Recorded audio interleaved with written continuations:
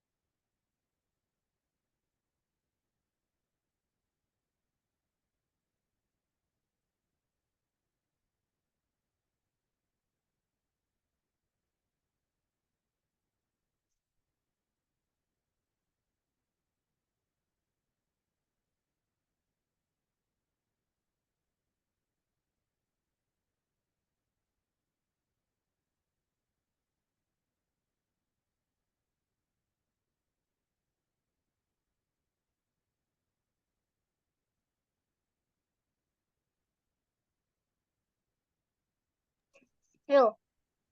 Swing.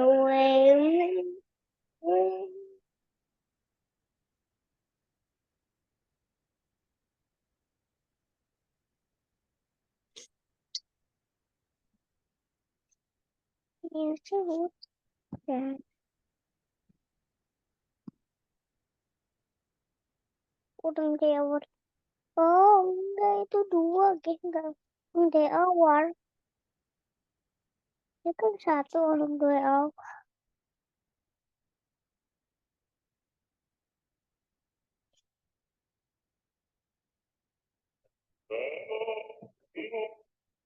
Oh,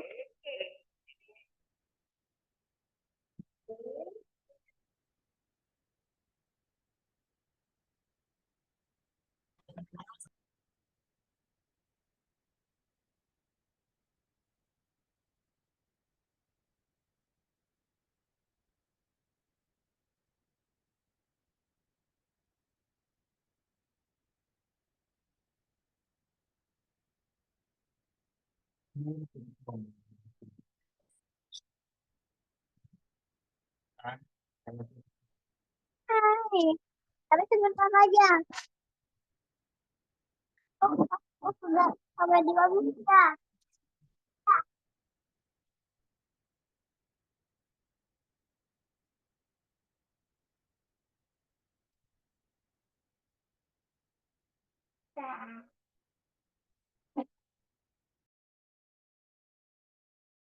Teman-teman yang lain suruh masuk ya biar Bu Natali masuk ke Zoom.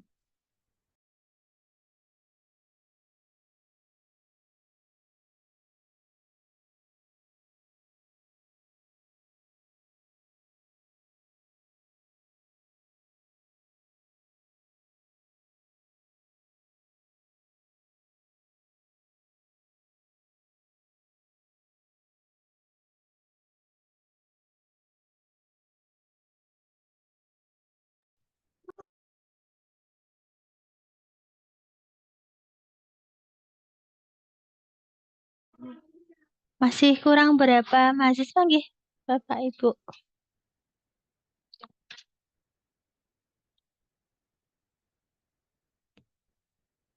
Selamat siang, Bapak Ibu. Masih banyak yang belum masuk? Masih Bu, eh, ya separuh lebih Bu. Oh, lebih ya daripada saya mengulang-ulang mengajar. Nanti saya tunggu ya 5 menit ya teman-temannya diminta segera masuk ya. Atau 10 menit deh maksimal ya. Oke Bu, baik Bu, saya kabari di grup juga. 10 menit ya. Oke.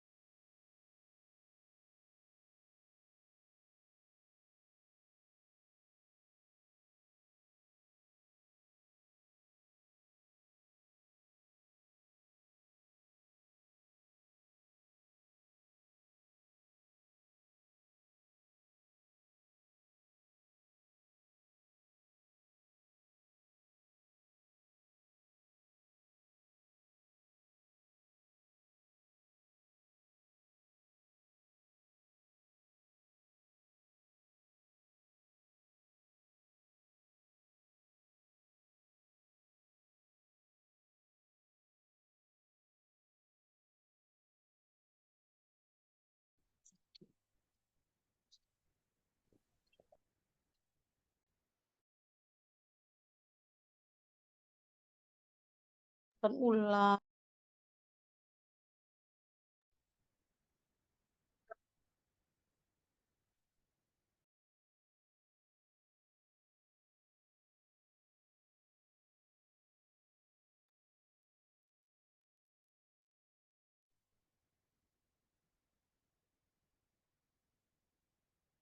Ku sakit hati, biarkan ku sakit.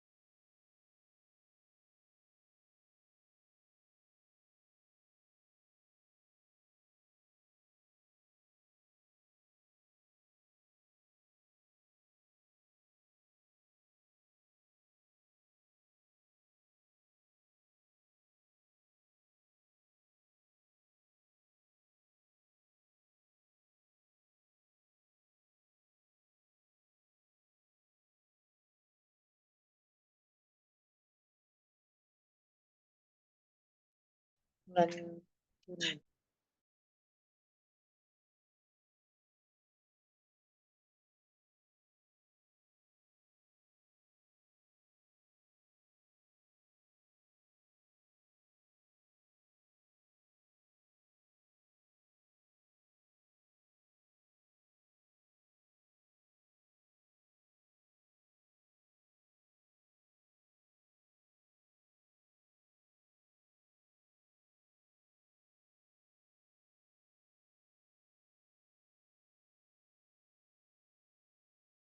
Enggak om, untuk tenda kan aku yang bayar kan sih.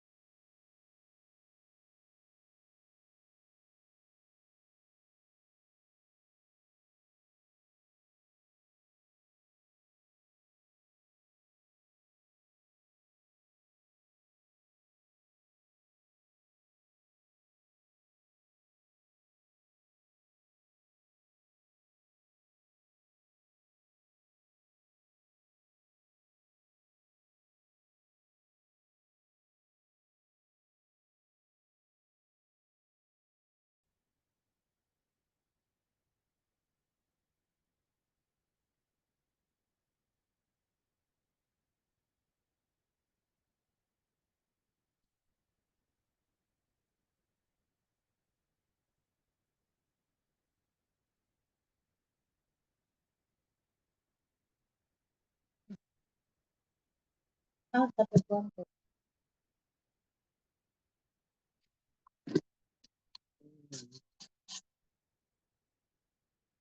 Apa nanti?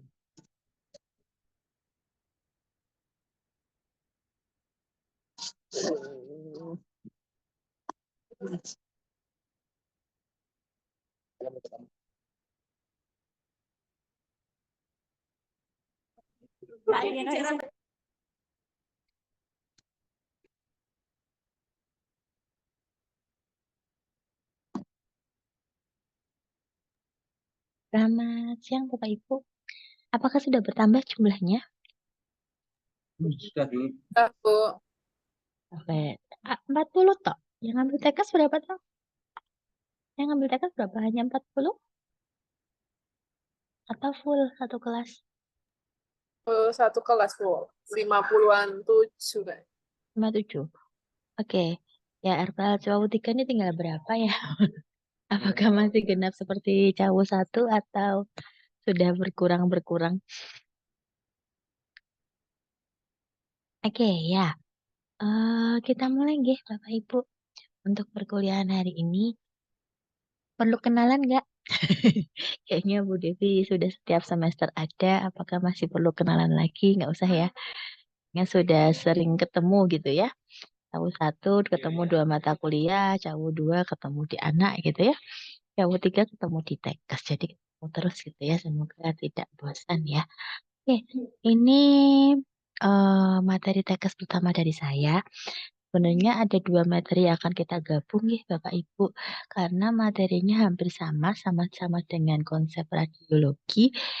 Jadi kemungkinan materinya hanya sedikit gitu. Jadi kita gabung saja untuk satu pertemuan sekaligus gitu daripada daripada nanti harus 2 kali pertemuan. Tapi tetap ini dianggap 2 kali pertemuan gitu Bapak Ibu. Karena di RPS itu sebagai 2 kali pertemuan. Oke, saya boleh izin share screen? Ibu. Boleh. Oke, sudah terlihat Bapak Ibu? Sudah Bu. Oke, Sudah, Bu. ya. Oke, ini jadi kita belajarnya hari ini adalah penggunaan radiasi dalam klinik karena sesuai dengan RPS itu dia ada perkembangan tentang konsep radiologi, perkembangan radiologi gitu ya. dan radiodiagnostik radioterapi gitu ya. Jadi kita singkat saja materinya menjadi penggunaan radiasi dalam klinik gitu ya. Sebetulnya kalau dibilang konsep radiologi, apakah Bapak Ibu ini melakukan radiologi, melakukan ronsen, Bapak Ibu? Kita sharing aja ya kalau di Tekes ya gitu. Karena mungkin alat-alat yang ada di saya mungkin di tempat Bapak Ibu ada yang lebih terbaru gitu, lebih terkini, nanti mungkin boleh di-share gitu ya. Jadi sebagai masukan juga kalau memang ada alat, karena saya yakin perkembangan teknologi kesehatan terutama di radiologi itu sangat maju gitu ya, sangat pesat gitu ya. Mungkin ada beberapa rumah sakit yang sudah punya teknologi radiasi sendiri gitu ya, yang mungkin berkembang gitu ya. Jadi kemungkinan bisa saja yang saya tampilkan ini masih kuno gitu. Bu, di rumah sakit saya punya loh, di rumah sakit ini. Ya, jadi silahkan boleh sharing gitu ya. Jadi pertanyaan pertama saya sebelum saya mulai materi, apakah Bapak Ibu melakukan ya pemeriksaan kemudian terapi untuk yang menggunakan radiasi, Bapak Ibu?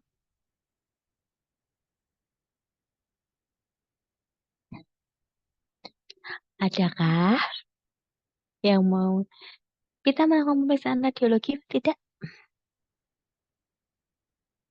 Ini kenapa sepi-sepi ya? Mengantar pasien aja ke radiologi sih, Bu. Ngantar aja ya, oke ngantar aja. Terus kalau di dalam ngapain? Kita taruh pasien di dalam, habis itu kita keluar sih, Bu. Nggak harus menjaga yang di dalam. Cuma kalau waktu memang kondisi pasiennya tidak memungkinkan harus dijagain, jadi kita ada di dalam situ dengan memakai baju khusus seperti itu sih, Bu. Ya, jadi sebetulnya kita tidak melakukan ya, tapi kita harus paham nggak? Kita harus bisa membaca hasil nggak? Membaca hasil radiologi, kita bisa atau kita hanya membaca kesimpulan dari dokter radiologi? Mbak Ibu.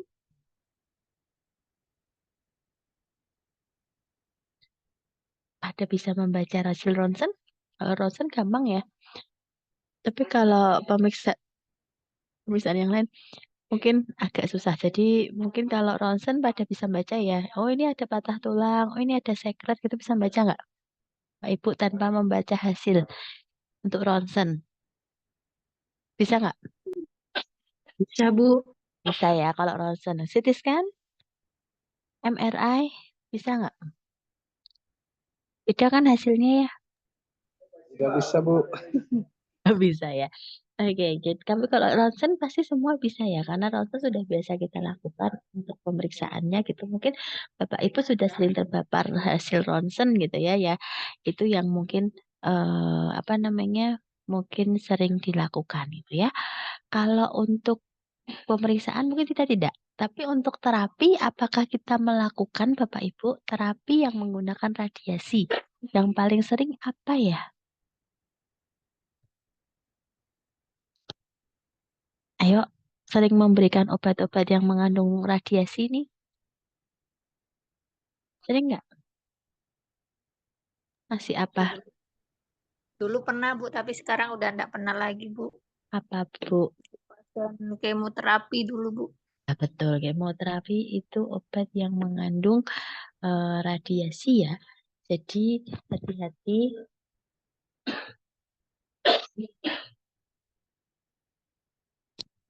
Hati-hati saat memasangkan obat-obat kemoterapi itu adalah obat namanya radiofarmaka.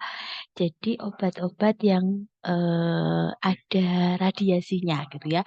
Jadi betul-betul kalau misalkan Bapak Ibu sekarang ada di ruang kemo gitu ya, benar-benar proteksi dirinya dijaga, karena ya mungkin Bapak Ibu sudah tahu efek dari terkena radiasi apa. Kita aja kalau mau ke ruang ronsen gitu ya, melindungi alat-alat vital kita dari apa namanya, sinar ronsen gitu ya, sinar radiasi. Kalau bisa ya saat memberikan radiofarmaka pun ya kita harus proteksi gitu ya. Jadi sebetulnya ya materi ini ya Paling tidak bukan kita nggak melakukan ronsen, bukan kita nggak melakukan CT scan, tapi paling tidak kita bisa mengetahui alatnya gitu ya, mengetahui apa namanya hasilnya seperti apa, tapi kita tidak menyembuhkan hasil ya, tidak membaca hasil, tapi paling tidak bentuk hasilnya seperti apa dari masing-masing apa namanya alat yang menggunakan radiasi gitu. Jadi alat-alat teknologi kesehatannya seperti apa nanti kita pelajari. Oke.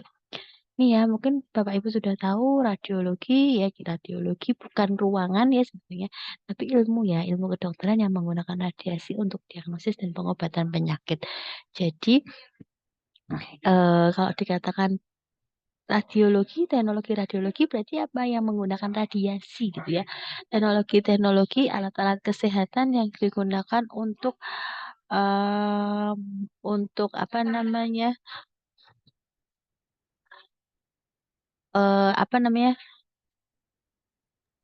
Penegakan diagnosa, Bu. betul penataan diagnosa. Oke. Kemudian pemeriksaan radiologi berguna untuk membantu dokter melihat kondisi bagian dalam tubuh. Jadi kan kita nggak bisa nih lihat misalkan pada pasien datang kecelakaan ya mau lihat dalamnya kan nggak bisa gitu ya. Tapi harus kita apa?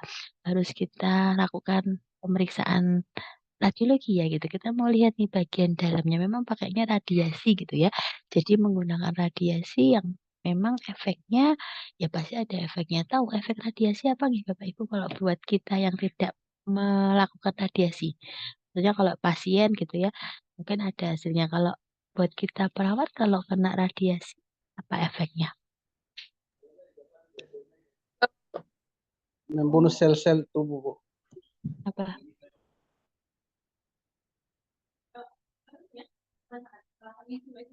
Apa efeknya? Kita mandul, Bu. Impotensi ya, mandul lagi impotensi yang paling seru. Terus apa lagi? Apalagi Bapak Ibu selain impotensi? Yang paling gampang impotensi terus?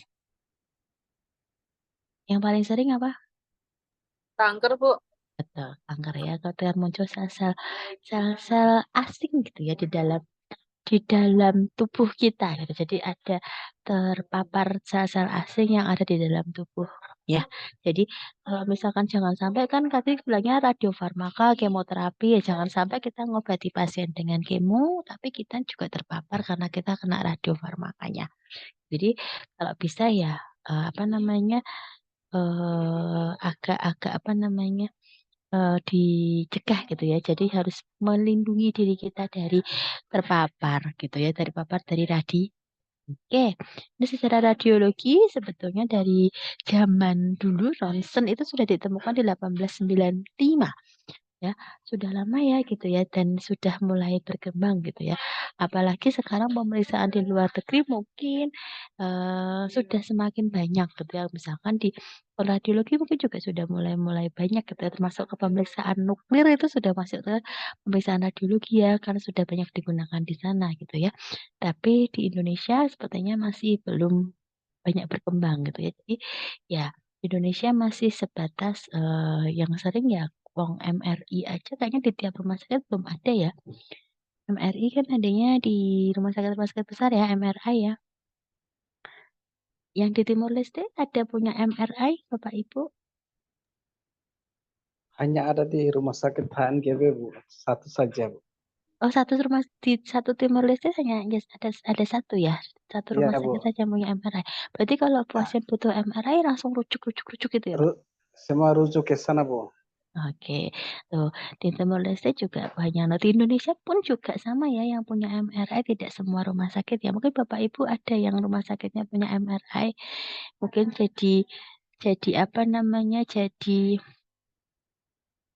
apa namanya? Jadi rujukan gitu ya. Kalau CT scan sekarang sudah tiap rumah sakit punya ya. Ada rumah sakitnya yang belum punya CT scan?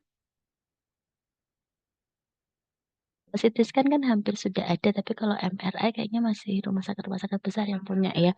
Nah, jadi ya akan apa namanya eh, masih belum berkembang pesat untuk konsep apa perkembangan radiologinya gitu ya. Ya, berkembang ya yang menggunakan sinar X radiasi sampai menggunakan sumber radiasi non pengion gitu ya. Jadi sumber radiasinya mungkin tidak memancar ke kita gitu ya. Jadi yang pakai radioaktif yang memang langsung memancar atau yang pakai non pengion nanti pakainya seperti gelombang elektromagnetik gitu ya, pakai gelombang suara gitu ya, bukan paparan sinar gitu ya. Kalau paparan sinar kan seperti ronsen itu masih pakainya paparan sinar.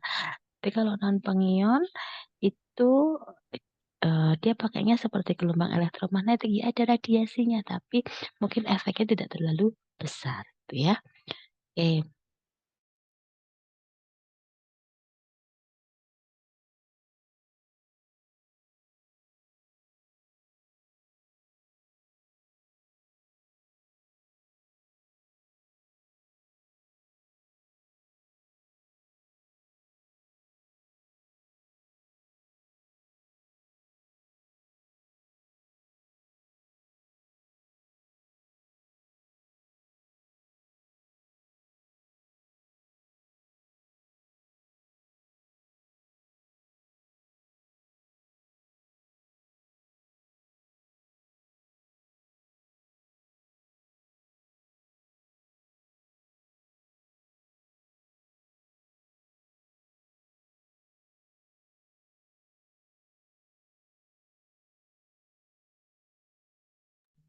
Bu Natalinya tak keluar kayaknya guys.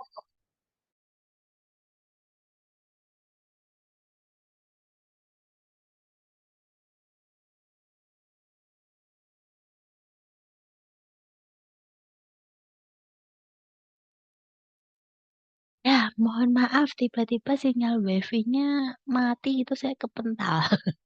Saya baru sadar. Suara saya tadi sampai mana ya, teman-teman? Hmm.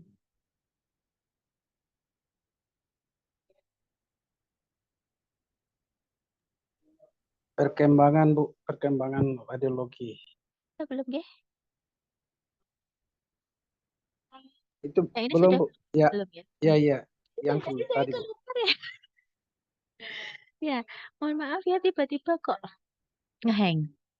Jadi tiba-tiba kok ngeheng hilang gitu. Jadi nanti kalau ngeheng lagi minta tolong si Pen WA saya ya. Jadi biar saya nggak ngobrol sendiri. Tapi tiba-tiba loh kok share screen-nya mati gitu. Jadi saya baru sadar ya karena saya di kantor kadang wifi-nya suka buka nutup sendiri gitu. Jadi silahkan nanti kalau misalkan tiba-tiba saya hilang gitu, kita tolong dikabari ya. Oke, ya ini dikasih pemeriksaan radiologi ya mungkin seperti Bapak Ibu yang sudah paham gitu ya, Bapak Ibu sudah paham bahwa oh ya kalau pasien ya butuh pemeriksaan radiologi untuk apa sih? Ya untuk melihat organ bagian dalamnya gitu ya kan kita nggak bisa nih melihat organ bagian dalam misalkan oh ada pasien datang kecelakaan, oh ada fraktur gitu ya, jadi ada patah gitu ya, ya mungkin pemeriksaan fisik bisa ya, oke. Tapi kan kita nggak tahu posisi pastinya gitu ya. Kita bukan apa ya klinik yang untuk mengobati patah tulang tanpa melihat kondisi bagian dalam kan ya. Kita perawat ya kita harus ada pemeriksaan penunjangnya dulu kecuali kayak kalau di Jawa itu ada sangkal putung gitu ya. Kalau di luar Jawa ada nggak sangkal putung? Ya mungkin bisa mengobati patah tulang tanpa melihat kondisi tulangnya gitu ya. Patahnya bagian mana nih? Patahnya seperti apa? Mungkin nggak kelihatan kan kalau tanpa kita lakukan pemeriksaan radio. Misalkan ada sel-sel asing yang di dalam tubuh kan nggak bisa kita lihat ya. Tapi harus kita deteksi ya. Ini merupakan salah satu pemeriksaan penunjang yang dibutuhkan gitu ya. Yang dibutuhkan apa namanya untuk mengetahui kondisi dalam tubuhnya pasien gitu ya. Kemudian mengetahui respon tubuh pasien terhadap metode pengobatan yang dilakukan. Misalkan ada bayi dengan pemasangan ventilator, pemasangan ETT gitu ya itu perlu di ronsen. Jadi kita mau tahu seberapa panjang gitu ya. Jadi kita babygram dulu gitu ya. Jadi masuknya pas atau enggak nih gitu. Jangan sampai saya pernah punya pasien nih ternyata waktu dipasang ETT, ETT-nya masuk ke salah satu lapang paru gitu ya. Jadi yang satu jadi ada lektasis nggak bisa berkembang, yang satu tetap berkembang karena ternyata oksigen dari ventilator masuknya hanya salah satu lapang paru. Jadi kalau sudah habis pemasangan ETT ya harus kita ronsen. Kalau dewasa perlu ronsen nggak kalau habis pemasangan ETT? Bapak Ibu. Kalau di bayi, yang setahu saya kalau habis dipasang vena dalam, habis dipasang ETT itu harus di foto ronsen karena biar apa? Biar apa namanya kita tahu posisinya pas atau enggak. Atau misalkan pada pasien-pasien yang akan dipasang kateter jantung gitu ya. Jadi kita harus lihat juga gitu ya. Misalkan mau pasang kateter jantung sekarang nggak perlu bedah mayor ya. Jadi nggak perlu buka jantungnya tapi hanya memasukkan selang saja. Jadi kita mau lihat sumbatannya ada di mana toh. Bahkan pemeriksaan ronsen pun atau ada namanya fluoroskopi ya yang memasukkan apa namanya memasukkan kontras gitu ya di dalam tubuhnya pasien untuk mengetahui ini letak sumbatannya ada di mana sih gitu ya. Jadi memang indikasinya ya memang mengetahui organ bagian dalam gitu ya. Kalau mau diperiksa ya kita mau lihat kondisi tubuh bagian dalamnya seperti itu. Oke, ini penggunaan radiasi dalam klinik ya ada 3 yang digunakan. Ada untuk diagnostik namanya radiodiagnostik, terapi, radioterapi, dan satu lagi yang sudah berkembang adalah kedokteran nuklir gitu ya. Memang tidak semua rumah sakit menerapkan, kayaknya hanya beberapa rumah sakit besar seperti kalau di Indonesia kayaknya masih ada di Cipto gitu ya, Rumah Sakit Cipto Mangunkusumo itu sudah ada kedokteran nuklir. Tapi kalau rumah sakit yang lain sepertinya kok belum ada. Jadi memang belum begitu berkembang. Itu pun juga hanya beberapa kasus yang memang diperiksakan ke kedokteran nuklir gitu ya. Tapi kalau radiodiagnostik, radioterapi sepertinya banyak rumah sakit yang sudah. Yang mau tanya Bapak Ibu sampai sini? Ada yang mau bertanya? Kecepatan nggak? Enggak, oke. Ya, nih radiodiagnostik ya. Oke, radiodiagnostik atau diagnostik imaging, jadi menggambarkan gitu ya, menggambarkan apa namanya kondisi di dalam tubuh untuk keperluan diagnostik ya, atau penceritaan diagnostik gitu. Kita mau melihat ya bagian tubuh dari pasien dan untuk menentukan diagnosis pasien. Jadi misalkan ada pasien datang batuk-batuk. Kita nggak mungkin langsung bilang, oh ini TB nih, oh ini bronkopneumonia nih, oh ini pneumonia, walaupun datangnya sama-sama dengan batuk gitu ya. Tapi kalau tidak ada pemeriksaan penunjang seperti pemeriksaan ronsen, mungkin kita nggak bisa tentukan, oh ini TB, oh ini bronko, oh ini pneumonia gitu ya. Jadi, nah, tapi kalau dengan pemeriksaan radiologi misalnya seperti sinar X, seperti fluoroskopi kita misal mau tahu nih ya hasilnya seperti apa. Ya mungkin di sini sudah pada Bapak Ibu tahu ya sinar X pakai ronsen pasti sudah sering ketemu, fluoroskopi sudah pernah ketemu Bapak Ibu, mamografi, kemudian CT scan ya MRI dan USG ya yang mungkin semuanya tidak menggunakan hanya radiasi aktif, radioaktif, tapi juga menggunakan radiasi non pengion gitu. Jadi seperti CT scan, MRI, USG itu pakainya non pengion gitu ya. Jadi bukan sinar radioaktif yang bekerja ya. Ya kita bahas satu-satu nggih. Radiografi.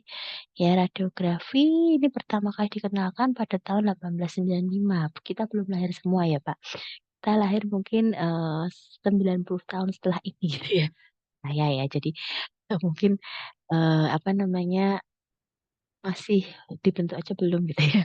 Di 1895 sudah mulai ditemukan nih radiografi atau biasa kita kenal dengan ronsen gitu ya. Kenapa namanya ronsen ya? Karena ditemukan oleh Wilhelm Ronsen gitu ya. Jadi pada 8 November 1995 ya pasien ditempatkan di antara tabung sinar X dan kaset film gitu ya. Biasanya ada kalau mau ronsen kita ada seperti penampang yang berwarna hitam itu yang diletakkan sebenarnya adalah lembaran film atau kaset film ya yang untuk menyorot kaset film. Maaf, tabung sinar X gitu ya. Kita berupa lembaran film gitu ya. Jadi lembaran berwarna hitam saja gitu ya. Sinar yang telah habis terserap tubuh tidak akan menghasilkan padangan pada filmnya. Ini pada contoh ronsen. Oke, ini gambaran ronsen yang mungkin Bapak Ibu sering lihat. Ronsen di paru-paru ya. Jadi ada bermacam gambaran gitu ya, gambaran ronsen yang mungkin bisa kita lihat gitu dari sini gambaran ini gitu ya, yang seperti berwarna putih nih ya, putih ini adalah benda padat gitu ya, yang warnanya biasanya adalah tulang atau besi. Jadi biasanya misalkan di sini ada patahan, misalkan ini akan terlihat ya dari foto ronsennya.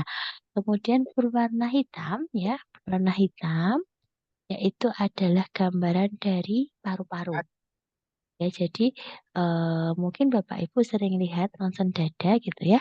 Ini normal ya, normal. Kalau misalkan dia ditemukan nih ada sekret di paru-paru, munculnya warna apa ya? Putih Bu, putih di mana? Bercak-bercak ya. Itu bercak-bercak di sekitar paru-paru. Jadi di sini ada bercak ya, bercak warna putih. Biasanya kita simpulkan di sana ada sekret ya.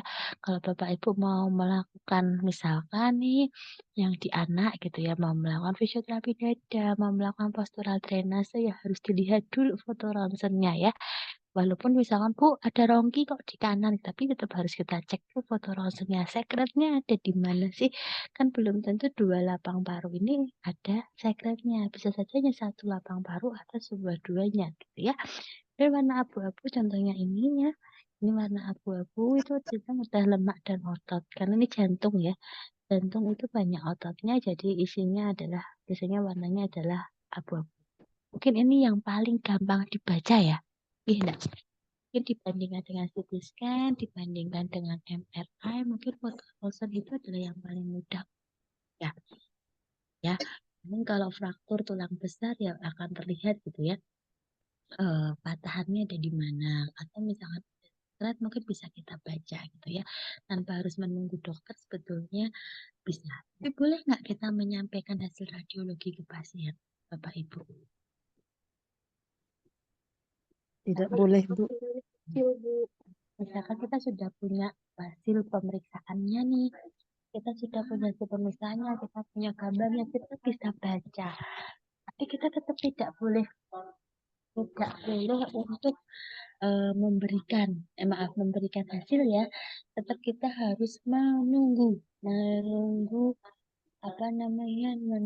dari dokternya untuk menyampaikan ke pasien gitu ya. Walaupun kita walaupun kita tahu hasilnya tapi kita tetap tidak boleh menyampaikan gitu nggih. Oke. Ya. Kemudian indikasi foto ronsen ya kondisinya pada tulang patah ya, patah tulang atau patah sendi gitu ya. Atau osteoporosis. Ada ya beberapa yang osteoporosis bisa dikaji ya. Kayak kemarin mertua saya itu tiba-tiba kakinya nggak bisa jalan gitu ya. Padahal nggak jatuh nggak apa gitu ya. Tiba-tiba kalau buat jalan itu sakit dan nyeri gitu ya. Setelah di ronsen kan kita takut kalau tiba-tiba patah gitu ya, fraktur gitu. Tapi masih bisa jalan kok kata dia. Tapi nyeri sekali. Setelah dikaji ternyata sudah mulai osteoporosis gitu ya. Karena memang sudah sepuh kita sudah 70 tahun ke atas ya. Di ronsen sudah mulai ada osteoporosis ya. Berarti kita harus indikasi kita nggak bisa menentukan kan kalau kita mau lihat fraktur gitu. Tapi kalau kan osteoporosis gitu ya ternyata. Kemudian ada infeksi. Contohnya apa kalau infeksi yang bisa dicek dari foto ronsen Bapak Ibu?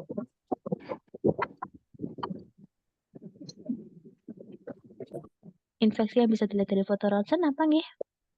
Pipi, Bu. Ya infeksi-infeksi pada paru-paru gitu ya. Itu sangat bisa dilihat dari mudah itu dilihat dari foto ronsen. Kemudian gangguan pencernaan yang mudah dilihat apa? Gampang nggak ngeronsen untuk si saluran pencernaan? Susah ya, warnanya hitam semua gitu ya.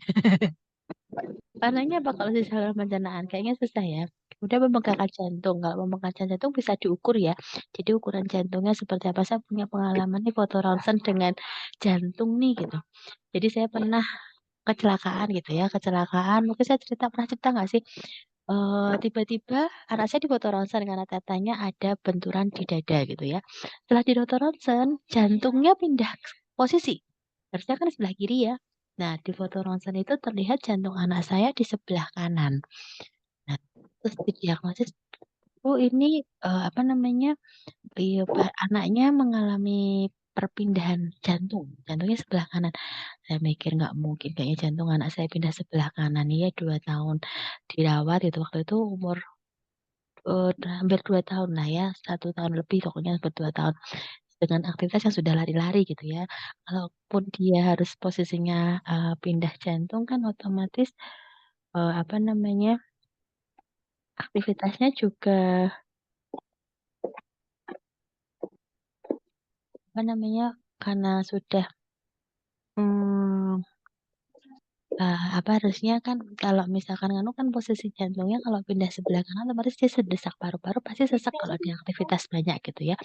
Saya nggak percaya, saya minta ayo cek lagi dong, cek lagi jangan-jangan bukan pindah kanan. Ternyata ya salah diagnosis gitu ya, salah diagnosis setelah di USG jantungnya tetap di sebelah kiri gitu ya. Yang jantungnya ada di sebelah kanan adalah jantung saya yang terfoto gitu ya. Untuk gak jadi kardiomegali ya karena jantung ibunya kan jadi gede gitu ya untuk anak 2 tahun. Mungkin jadi ada masalah karena waktu foto ronsen kan anak saya nggak mau lepas dari saya, jadi posisinya adalah mendekap di saya, jadi mungkin terfoto. Jadi lembaran filmnya ada di antara saya dan anak saya gitu. Jadi mungkin terfotonya gitu ya, bisa saja terfotonya adalah yang terfoto dari saya gitu. Makanya jantungnya ada di sebelah kanan gitu. Tapi akhirnya coba deh dok dicek lagi, coba deh dok akhirnya di USG jantung ternyata tidak ada masalah gitu. Jadi tidak ada masalah gitu. Oke. Kemudian jadi hati-hati ya kalau menyimpulkan ya. Menyimpulkan hasil ronsen juga hati-hati gitu. Ini kalau bukan kalau bukan apa namanya nganu ya jangan menyampaikan gitu ya. Nanti pasiennya ini kalau pasiennya umum nanti apa namanya pasiennya apa umum terus dibedah gitu kan kasihan gitu ya.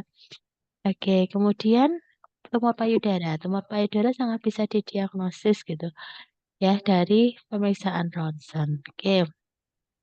Untuk ronsen ada yang mau tanya?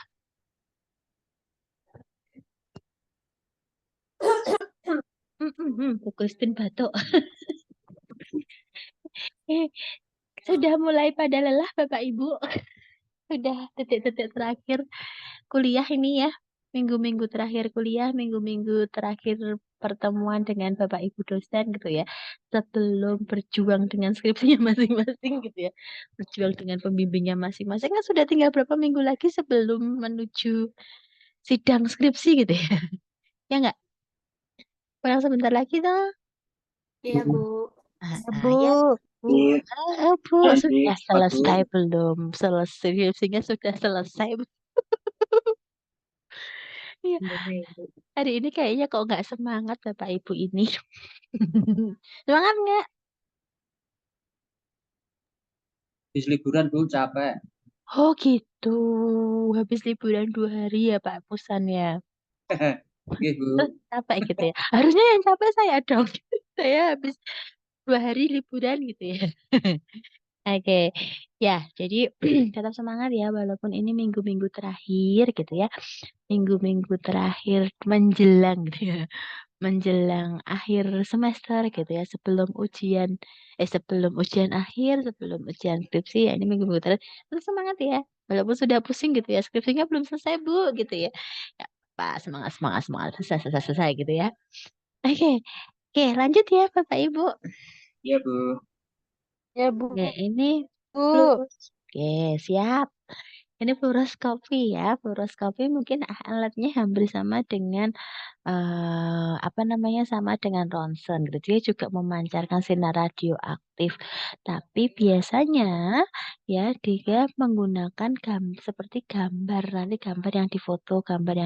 Jadi seperti USG tapi dia menggunakan alatnya seperti ronsen tapi tampilannya itu seperti jadi ada gambarnya yang bisa foto untuk menjadi hasil. Sepertinya begitu kalau fluoroskopi ya. Jadi apa namanya? Jadi ada foton X-ray-nya, jadi sinyal listrik yang dapat dilihat pada monitor TV atau alat perekam. Biasanya fluoroskopi digunakan jika ada gitu ya sumbatan-sumbatan pada rongga-rongga di tubuh. Misalkan, oh ada gangguan saluran pencernaan nih, biasanya di fluoroskopi pasiennya.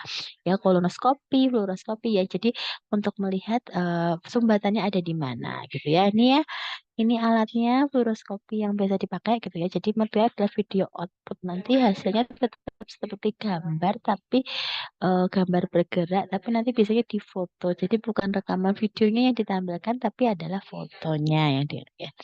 Oke, itu fluoroskopi biasanya menggunakan apa namanya? Menggunakan apa namanya? Kontras gitu ya dimasukkan ke dalam tubuh untuk memfoto gitu ya. Jadi memfoto yang disumbat. Kemudian ada mamografi. Mamografi ini khusus ya untuk pemeriksaan payudara. Saya nggak bilang khusus untuk perempuan ya, karena kanker payudara juga mungkin terjadi pada laki-laki gitu ya. Jadi kita tidak bilang ini khusus untuk perempuan, tapi ini khusus untuk pemeriksaan payudara. Jadi biasanya dilakukan untuk pemeriksaan payudara. Alatnya hampir sama dengan ronsen dan apa namanya ronsen dan fluoroskopi, tapi dia punya sinar X yang berenergi rendah karena apa namanya? Karena memang karena takutnya kalau kita pakaikan radioaktif tinggi itu ada efeknya. Karena biasanya mamografi ini digunakan untuk menegakkan screening breast cancer. Jadi screening untuk kanker payudara. Gitu ya. Kemudian ini sih kan cepet ya. Scan. Scan ini digunakan data tahun 1970 gitu ya. Jadi modelnya adalah menggunakan komputer. Cita-cita dihasilkan setelah sinar X melewati tubuh pada sejumlah sudut yang besar dengan memutarkan tabung X gitu ya. Jadi kalau misalkan pada foto ronsen itu alatnya nih ya, alatnya pada foto ronsen biasanya CT scan. CT scan ini biasanya digunakan pada kepala ya, atau ada organ lain yang biasanya di CT scan Ibu. Biasanya digunakan untuk CT scan kepala, biasanya pasiennya diletakkan di tempat tidur, nanti bagian mana yang akan dicek itu yang difoto oleh si sinar CT-nya ini ya, CT scan. Ya hasilnya adalah seperti ini ya. Kemudian setelah satu atau banyak deretan detektor dipasang berlawanan terhadap tabung sinar X-nya yang akan mengumpulkan data proyeksi transmisi sinar X. Sejumlah data akan dikumpulkan dan disintesia menjadi sital tunggal. Jadi dia menggunakan apa namanya sinar X gitu ya, tabung sinar X untuk proyeksi transmisi sinar X-nya. Jadi ini masih menggunakan sinar X gitu ya. Oke, ini gambarannya seperti ini. Ini ada di otak. Biasanya kalau ada pembengkakan di otak akan terlihat gitu ya gambarannya seperti apa. Oke, ini MRI. Kalau ini sudah pakai non pengion, menggunakan medan magnet dengan kekuatan 10.000 sampai dengan 60.000 kali lebih kuat daripada medan magnet bumi. Jadi misalkan ya mungkin Bapak Ibu pernah mengantarkan pasien MRI, pasien CT scan, mungkin kalau biasanya ditanya nggak boleh pakai sabuk gitu ya, nggak boleh pakai apa jam tangan, semua yang mengandung besi-besi nggak boleh digunakan gitu nggak kalau mempersiapkan pasien dengan MRI yang mengandung besi nggak boleh dipakai, kemudian uang logam juga nggak boleh ya, kemudian apa namanya pasiennya biasanya ditidurkan dulu gitu ya karena dia akan masuk ke nih alat untuk MRI, jadi dimasukkan ke alat. Gambarannya beda ya dengan CT scan ya. Kalau di MRI, ya gambarnya lebih jelas ya. Jadi ada misalkan nih ada pembengkakan di otak ya dia akan gambarannya perdarahan di otak mungkin gambarannya akan lebih jelas dibandingkan dengan CT scan ataupun ya lebih foto ronsen karena memang dia melihat pergerakannya seperti apa ya. Jadi masih ditembakkan pada medan magnetik ya, dengan coil gitu ya. Proton dan tubuh pasien radiasi oleh gelombang radio gitu ya. Jadi dia akan melihat dari pergerakannya. Jadi pergerakan jadi melihat frekuensi pergerakan dari medan magnet dari tubuh manusia gitu ya. Oke, ini USG yang mungkin sering digunakan ada ultrasound gitu ya, ultrasonografi gitu ya. Ya USG sekarang sudah sampai berapa dimensi USG yang sering digunakan Bapak Ibu? Kalau pada biasanya digunakan untuk apa ya USG yang paling sering ya? Domain, Bu. Abdomen untuk melihat nganu ya Bu, janin ya biasanya. Janin sampai berapa Bu? Berapa dimensi Bu? 2 dimensi, 3 dimensi. Sekarang sampai 4, 4, Bu. 4 ya. 4. Belum naik 5 ya Bu. Barangkali sudah sampai 5 gitu ya. Jadi apa namanya 4 dimensi ya lebih jelas ya. Jadi USG sekarang sudah lebih canggih. Kalau 4 dimensi itu sebenarnya sudah semua kelihatan, termasuk cacat-cacat bawaan ya, gangguan jantung itu sudah bisa dilihat dari USG 4 dimensi gitu ya. Jadi sudah terlihat semua gitu ya. Kemudian dia hanya menggunakan gelombang suara ya. Kalau tadi MRI menggunakan magnetik gitu ya, kalau ini menggunakannya ultrasound atau gelombang suara dengan frekuensi tinggi gitu ya, di atas 20.000 Hz. Kalau dulu belajar IPA. Belajar IPA yang bisa mendengarkan di atas 20.000 Hz binatang apa, Bu? Kelelawar ya, Bu. Bisa mendengarkan di atas 20.000 Hz ya. Kelelawar ya? Kelelawar. Ya, kelelawar ya. Saya juga lupa, Bu. Lumba-lumba ya, oke. Jadi jadi apa namanya? Jadi dia menggunakan gelombang suara. Jadi untuk diperiksa adalah dia menggunakan alat gelombang suara yang dia akan ditampilkan dalam bentuk gambar. Memang alatnya apa namanya menggunakan ya gelombang suara tidak dapat menampilkan ruang vakum seperti gelombang cahaya sehingga harus melalui medium. Jadi ada Dopplernya untuk memeriksa ya. USG biasanya digunakan untuk maaf ya ini ya data transducernya atau pengubah pulsa AC menjadi pulsa suara kirim ataupun manusia akan berjalan melalui dengan tubuh ya jadi yang kita lihat adalah pergerakan makanya yang di abdomen karena di sana paling banyak cairan ya dan tubuh jadi dia melihat dari pergerakan di apa namanya di dalam organ tubuhnya gitu ya melambat organ selanjutnya jadi misalkan di bayi pun juga dia melihat dari tumbukan-tumbukan gitu ya tumbukan-tumbukan atau apa namanya permukaan suara yang enggak gitu jadi yang kita ambil itu jadi tampilkannya dalam bentuk gambar ya jadi sudah mulai terlihat ya USG sebetulnya bukan hanya di abdomen ya tapi ada USG transvaginal yang masuk ke vagina kemudian ada USG untuk jantung USG untuk payudara gitu. Jadi sebenarnya yang paling sering digunakan adalah USG yang digunakan untuk abdominal. Jadi USG abdominal terutama USG yang digunakan untuk apa namanya pemeriksaan kandungan. Ya, oke. Untuk radiodiagnostik ada yang mau tanya Bapak Ibu?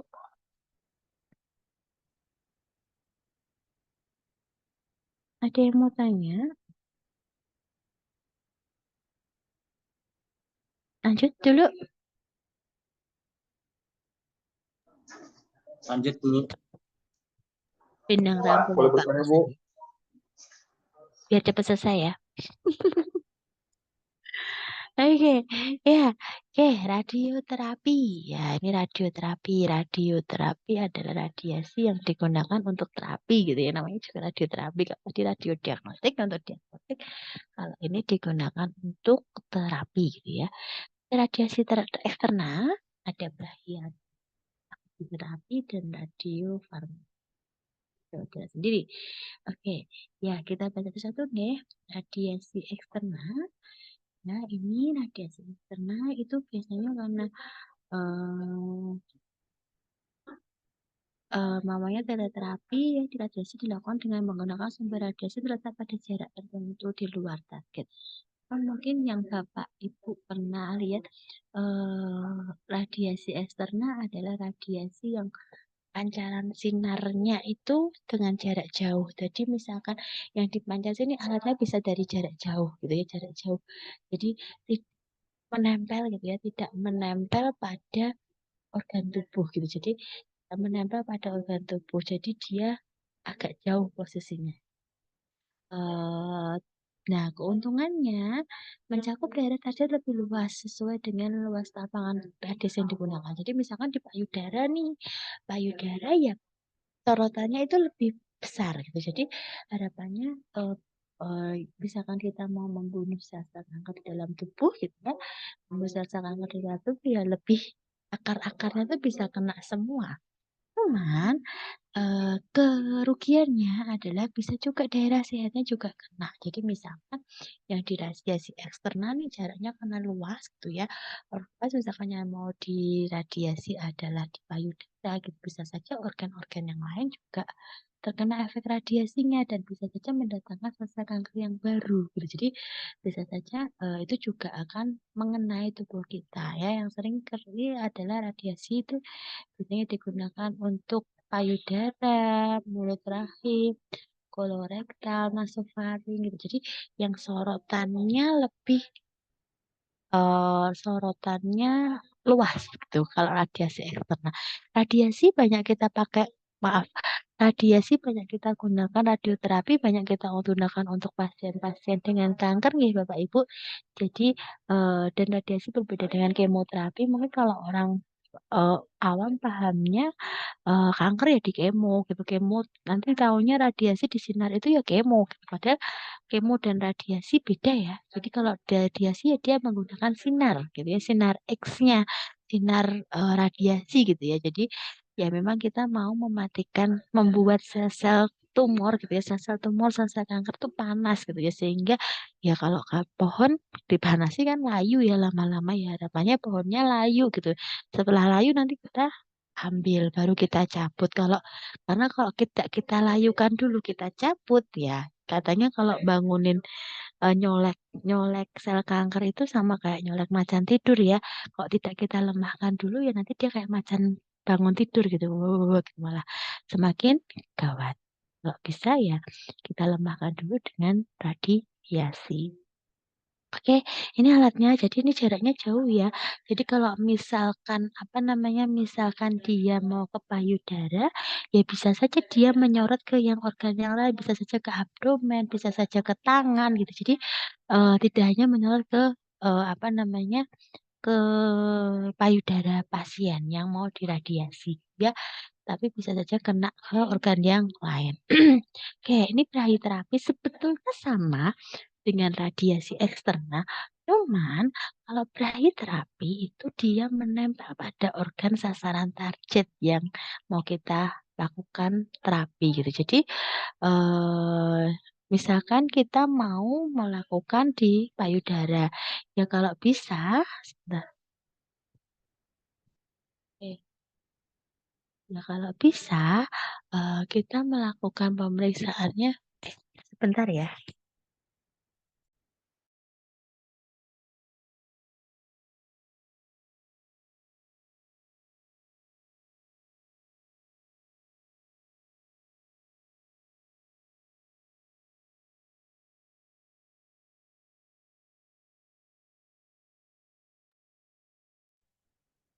Oke, lanjut ya. Saya tiba-tiba kedatangan pesanan. Oke, ya. Oke, ini terapi. Jadi prinsipnya sama dengan radiasi eksternal. Hanya saja dia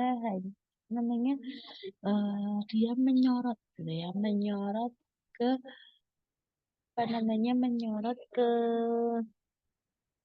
organ. Jadi misalkan mau ke payudara ya kita lakukan langsung tempel ke payudaranya. Jadi dia lebih fokus sebenarnya. Cuman kalau dia dengan kondisi yang dengan kondisi yang kankernya luas, gitu, mungkin agak susah kalau di terapi gitu. Tapi kalau dia kondisi kankernya tidak terlalu luas, itu dia akan jadi dia akan dia tidak bisa menggunakan kondisi yang luas. Tapi kalau dia dengan radiasi eksternal, dia akan sorotnya luas sehingga dia akan mematikan banyak sel kanker gitu. Jadi kalau ini brachytherapy karena menyorot pada satu area ya tidak akan luas posisi sorotannya gitu ya. Dan yang dilakukan ada implantasi, ada intrakaviter dan kontak. Kita bahas itu nggih. Untuk implantasi ini menanamkan sumber radiasi ke dalam sel tumornya. Ya, misalnya dapat dilakukan pada radiasi kanker lidah dengan menggunakan jarum cesium 131, kemudian iridium gitu ya. Kemudian yang diimplementasikan pada waktu tertentu ya, ada dosisnya gitu. Jadi misalkan dia ini contohnya kan kanker lidah ya. Jadi misalkan dia pada pasien kanker lidah ditempelkan. Jadi menanam misalkan ada alat yang kita tanamkan ya. Alat yang kita tanamkan itu masih kita tempelkan pada sumber maaf, sel tumornya. Eh, jadi bisa saja dia diimplementasikan secara permanen. Dia diimplementasikan secara permanen ya. Jenis radioaktif ini punya waktu kerja sangat pendek. Jadi ditanamkan ke sel kankernya yang mau memang target untuk maaf, radiasi gitu ya. Jadi yang mau diobati yang mana ya alatnya ditempelkan pada yang mau diobati, diimplan, ditanam gitu ya. Ya ini contohnya.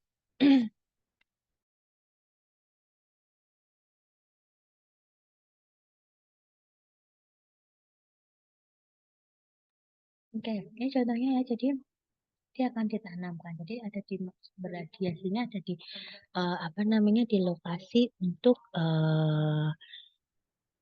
yang akan ditarget untuk sel kankernya. Oke.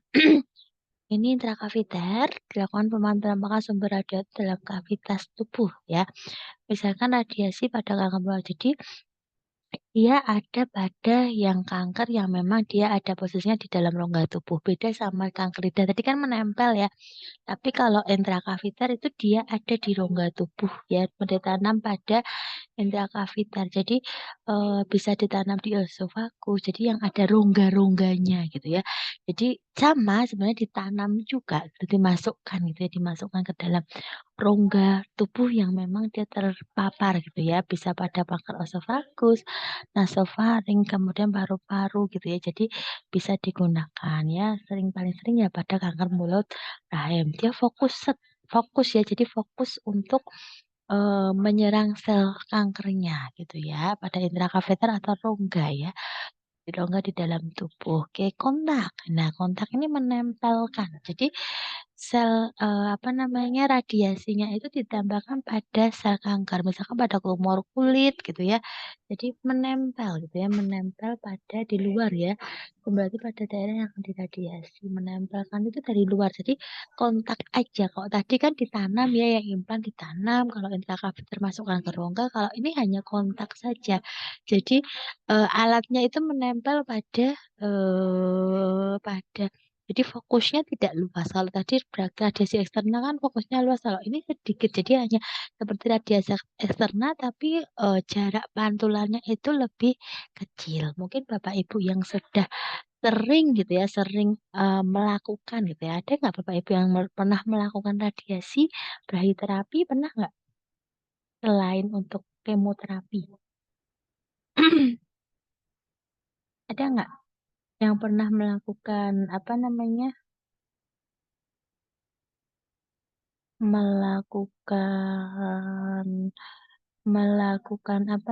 melakukan brachytherapy? Ada Bapak Ibu atau pernah mau melakukan pemeriksaan atau merawat gitu ya pasien dengan radiasi? Ada?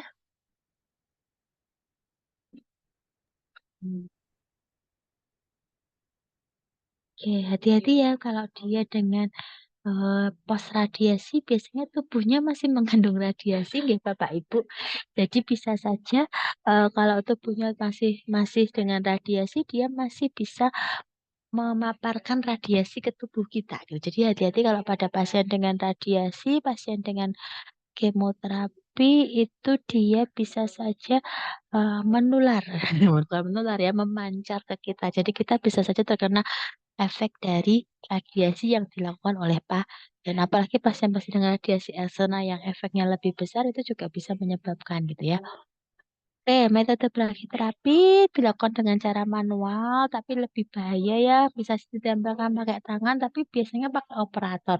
Jadi kalau pakai tangan nanti kita akan apa namanya? Kita akan dimasukkan ke dokter operator ke lokasi radiasi. Jadi menambahkan ke lokasi radiasinya. Jadi bisa saja menyebabkan bahayanya juga ke kita gitu ya. Jadi oke, dan memberikan kenyamanan bagi, mohon maaf ya, suara saya ke kalah nggak? Teman saya pada ngerumpi di luar ya. Semoga suara saya nggak kalah ya teman-teman. Ini sudah mendekatkan mic gitu ya biar nggak terganggu gitu suaranya. Oke, jadi apa namanya? Ditembakkan sebelumnya oleh dokter opera. Jadi kalau biar aman gitu ya, aman ya kita menggunakan apa namanya alat untuk memasangkan. Jadi tidak manual ya. Jadi biasanya kalau pemasangan yang brachyterapi ya biasanya menggunakan alat. Oke, ini dulu ya sebentar. Nih, ini dulu baru nanti ke kedokteran nuklir. Ya, radiofarmaka ini yang paling sering kita apa namanya? Paling sering kita lakukan gitu ya radiofarmaka. Ya, ada namanya kemoterapi gitu ya. Mungkin teman-teman sudah sering memberikan ke pasien, tapi kalau ngasih kemoterapi pakai APD enggak teman-teman? Bapak Ibu pakai APD nggak kalau enggak kalau misalkan kita pasang kemoterapi? Entah itu per oral, entah itu injeksi, entah itu intrakaviter, itu pakai pakai alat alat anu nggak pelindung diri nggak Bapak Ibu? Handscoon, masker, pakai nggak? Pakai, Bu. Pakai ya. Jangan sampai nggak pakai ya, takutnya ada yang muncrat gitu ya. Jadi misalkan kita melepas gitu ya, apa namanya, terus ada yang kena ke tubuh kita gitu ya, jangan sampai kalau bisa ya APD-nya lengkap gitu ya, wong alatnya aja kalau kalau kemo disembunyikan ya, dilapisi ya, fabotnya kemo itu dilapisi pakai warna apa, Bapak Ibu? Hitam, Bu. Hitam ya, selangnya pun juga diganti hitam kan, Iya, biar Bu, apa diganti benar. hitam? Biar apa diganti hitam? Biar tidak kena sinar matahari, Bu. Terus selain itu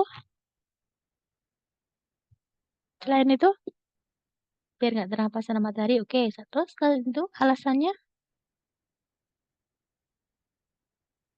apa Bapak Ibu? Ya biar radioaktifnya tidak memancar ke pasien yang lain gitu ya. Jadi warnanya kita kasih warna hitam, apalagi tutupnya sebenarnya biar tidak memancar ke kita gitu ya. Jadi ada penahannya dulu gitu ya. Makanya warnanya hitam. Ya kalau bisa ya kita juga proteksi gitu ya, proteksi diri kita sendiri ya. Walaupun dia dengan oral gitu ya, kalau bisa ya nah, kita tetap pakai handscoon gitu ya, walaupun memberikan radiasi dengan oral. Dan kemudian bahan tersebut akan mengikuti proses metabolisme dalam tubuh. Jadi kalau tadi radiasi brachyterapi dia menyorot, kalau ini radiofarmaka itu masuk ke dalam tubuhnya, gitu ya, masuk ke dalam tubuh untuk mengobati, gitu ya. Karena bahan tersebut mempunyai afinitas terhadap organ tertentu, maka akan terakumulasi dalam organ tersebut sebab memancarkan radiasi. Jadi semua kanker biasanya akan menjalani kemoterapi kalau kondisi pasiennya kuat ya, karena efek kemoterapi setelah kemoterapi efeknya juga banyak gitu. Jadi biasanya kalau kemoterapi biasanya efeknya pun juga akan besar gitu ya. Kok udah thank you? Ini belum ya? Belum thank you ya teman-teman. Tadi saya radiofarmaka tuh karena kebalik slide-nya. Oke, ini kedokteran nuklir sebetulnya nggak terlalu kita bahas nggak apa-apa karena memang kedokteran nuklir ini yang punya pun juga belum banyak di Indonesia ya, tapi harapannya adalah kedokteran nuklir dia menggunakan alat nuklir gitu ya. alat nuklir yang memang digunakan bisa untuk diagnosis, bisa untuk terapi dan penelitian. Biasanya yang banyak digunakan. Ya di sini yang ada adalah di Rumah Sakit Cipto Mangunkusumo gitu ya. Nanti dibaca sendiri aja ya untuk kedokteran nuklir ya, karena memang ini jarang digunakan. Jadi dia menggunakan radioisotop, menggunakan kamera gamma gitu ya. Jadi untuk memasukkan apa namanya bahan biologik dalam tubuh gitu ya. Jadi apa namanya ada radiofarmaka ya. Jadi seperti memasukkan obat gitu ya untuk diagnostik ataupun untuk apa namanya untuk terapi gitu ya. Oke, Bapak Ibu ada yang mau bertanya atau ada yang mau sharing? Saya punya alat ini nih, termasuk alat ini enggak? Gitu enggak? Ada nggak Bapak Ibu yang mau sharing?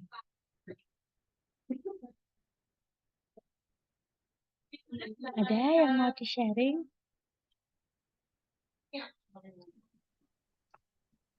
Biasanya Bapak Ibu tuh kalau sudah cawu 3, itu sudah mulai kuliah, sudah mulai diem gitu ya. Kayaknya lebih banyak mikir skripsinya. Ya enggak? Kalau cawu 1 masih pada semangat tuh, pertanyaannya banyak. Cawu 2 sudah mulai diem. Cawu 3 lebih diem lagi, ya enggak? Betul enggak?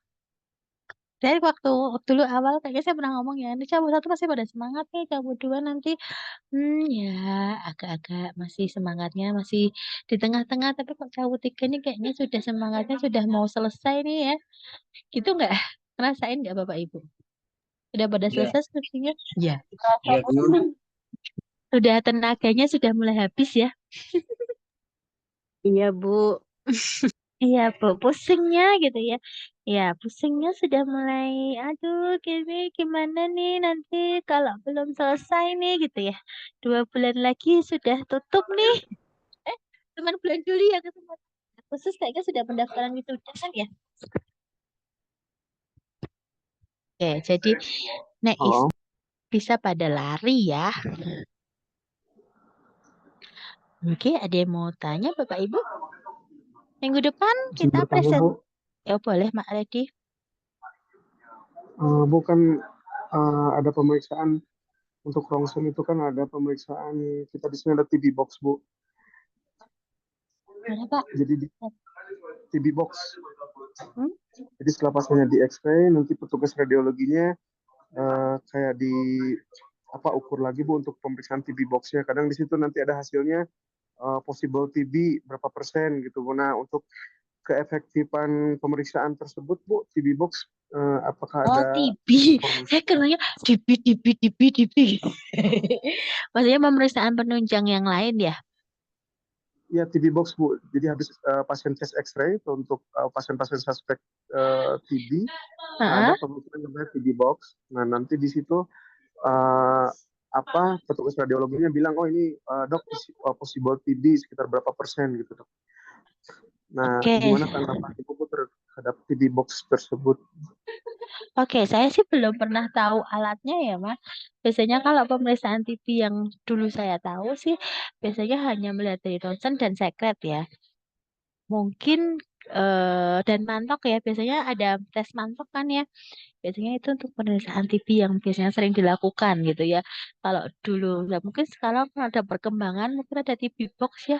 Mungkin nanti coba saya juga cari seperti apa. Biasanya bentuknya apa ya, Mas? Pemeriksaannya ya, Mas?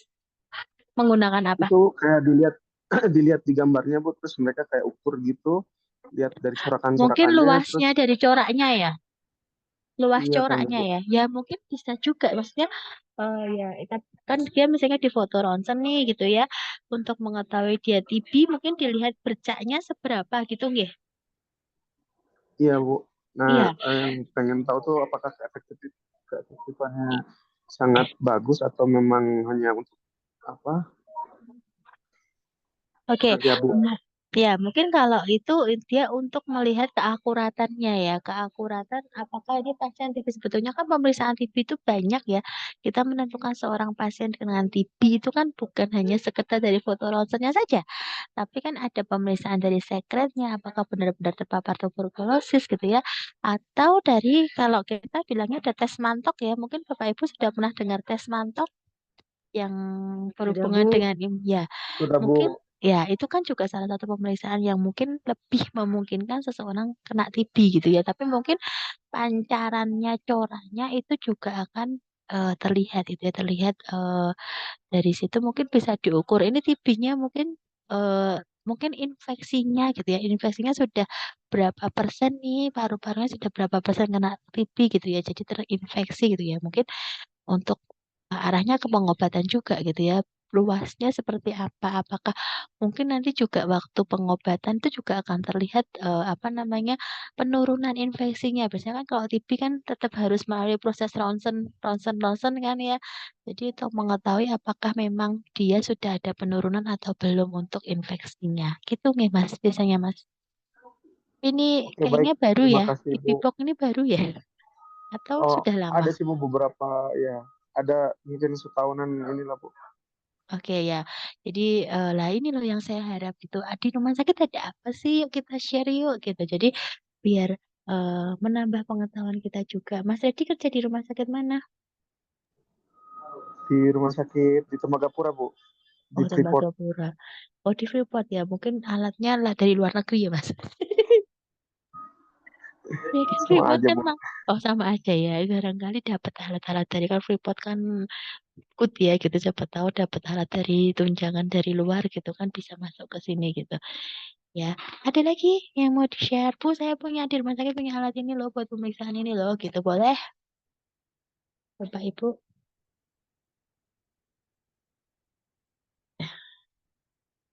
Ada yang mau tanya? Izin Bu, kalau yang perihal mamografi tadi Bu itu kan dibilang radiasinya rendah ya Bu. Mm-mm. Ada nggak misalkan berapa lama jangka waktu misalkan dia misal awalnya mamografinya bagus tapi tiba-tiba itu selang berapa lama untuk pemeriksaan mamografi itu Bu atau sama dengan ronsen-ronsen biasa? Ya, sama dengan ronsen sebetulnya, Bu. Cuman memang dia digunakan karena dia memang untuk deteksi breast cancer ya.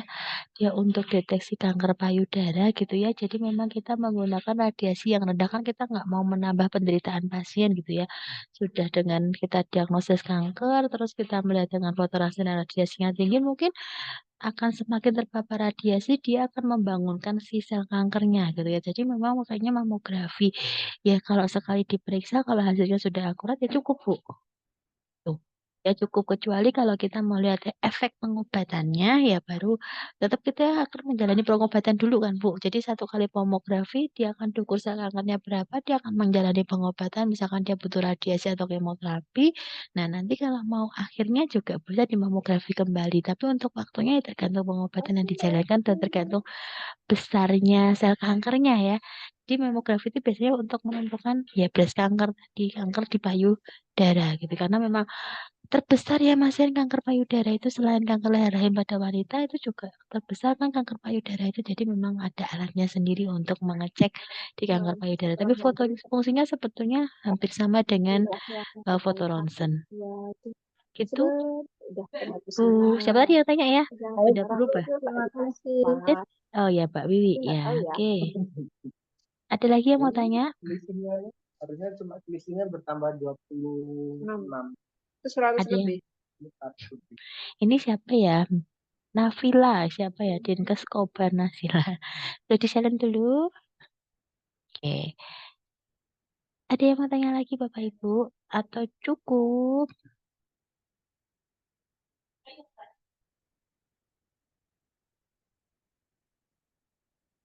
Ada yang mau tanya lagi?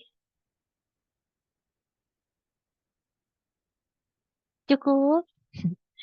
Ini diam-diam, tenang gitu ya. Mungkin 2 materi aja sebentar kan, apalagi saya 1 materi itu. Cukup. Ya, 2 materi aja Cukup saya kayaknya Bu. sebentar.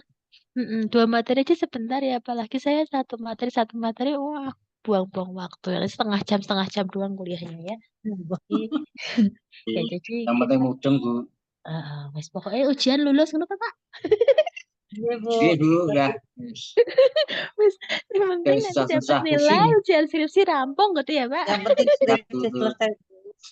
Iya, udah soalnya nah, RPL cabut 3 saya sudah mengalami 2 kali angkatan RPL ini. Pokoknya kalau sudah enggak RPL aja sih dulu waktu reguler transfer pun kalau sudah semester 3 itu sudah gini, Bu, sudah kita nggak fokus kuliah, kita fokusnya skripsi mau cepat selesai gitu ya. Apalagi RPL yang hanya diberi waktu beberapa bulan lagi nih ya buat cepat selesai gitu ya. Jadi yang penting tadi kata Pak Pusan ya, kata Pak Puji Santoso, yang penting rampung Bu, yang penting selesai gitu ya. Iya, Skripsinya Bu. selesai gitu ya. Selesai, Bu. Udah. Yang penting ujian iso nggarap gitu ya. Oke, Bu. Yang penting Oke. sidangnya dosennya pengertian, Bu. Oh Wes. gitu. Bu Rosa Hayani pembimbingnya siapa, Bu? Umi Aniro, Bu. Oh, Bu Umi Aniro. Yang mau ujian ya? Yang sudah mau daftar sidang ya? Nanti kalau udah selesai daftar, Bu. Oke, yuk, yuk, ya segera ya, segera ya. Tenang, Bu, tenang, Bu. Anak saya juga masih banyak yang belum kok, Bu. Oleh anak-anak saya mana ya? Iya, oke, ya nggak apa-apa. Nanti kalau belum mepet itu belum bahagia gitu ya. Kalau belum mepet itu belum termotivasi ya. Semoga cepat selesai ya teman-teman ya. Cukup ya. Iya, Bu. Oke, Cukup, kita Bu. akhiri. Yuk, oke, kita akhiri pertemuan hari ini. Kurang lebihnya mohon maaf. Kita ketemu minggu depan dengan presentasi.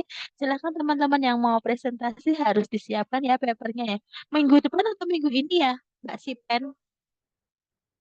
Minggu depan, Bu, hari Rabu, Bu, tadi Kak, Oh, minggu ini harusnya ya, sudah diisi ya. Berarti minggu depan ya. ya minggu ini kan Ibu udah diisi itu, terus mau diisi Bu Tina karena yang kemarin Oke. ada PR ada satu Ya, minggu buka. depan ya. Oke, minggu depan ya Bapak Ibu kita ketemu lagi. Monggo yang presentasi silahkan disiapkan untuk papernya. Kayaknya sudah konsul semua 2 biokimia dan elektrik kayaknya sudah konsul semua, sudah saya baca semua sepertinya. Atau kalau ada yang masih belum terbaca silahkan WA lagi ya. Karena suka ketutup gitu ya. Efek kemarin katanya Pak Pusan kebanyakan libur. Iya, kemarin kebanyakan libur jadi banyak konsulan yang tertutup gitu ya. Semoga apa namanya kalau memang belum terbaca silahkan WA lagi nih Bapak Ibu biar tidak tertutup. Gitu nih. Oke, cukup saya akhiri pertemuan hari ini. Kurang lebihnya mohon maaf. Saya izin keluar dari ruang Zoom ya Bapak Ibu. Selamat sore. Selamat sore, Bu. Terima kasih, Bu. Bu. Terima kasih, Bu.